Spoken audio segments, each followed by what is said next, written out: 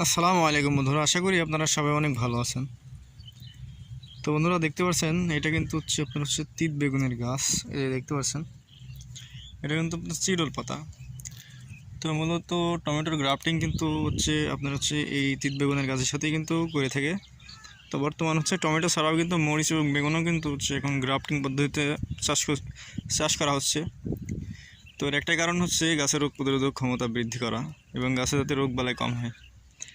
তো বন্ধুরা দেখতে পাচ্ছেন ইতিমধ্যে কিন্তু ফল কিন্তু পাকা শুরু হয়ে গেছে। এই যে দেখতে পাচ্ছেন, তো এই যে দেখতে পাচ্ছেন ফল কিন্তু ইতিমধ্যে কিন্তু এই যে দেখতে পাচ্ছেন পাকা শুরু হয়ে গেছে। তো যাদের তিত বেগুনের বীজ প্রয়োজন তো আমার সাথে যোগাযোগ করেন। তো আমি সারা দেশে কিন্তু কুরিয়ারের মাধ্যমে বীজ কিন্তু কুরিয়ার করে থাকে। তো যাদের প্রয়োজন তো তারা আমার সাথে যোগাযোগ করতে পারেন। তো সবাই ভালো থাকবেন। আল্লাহ হাফেজ।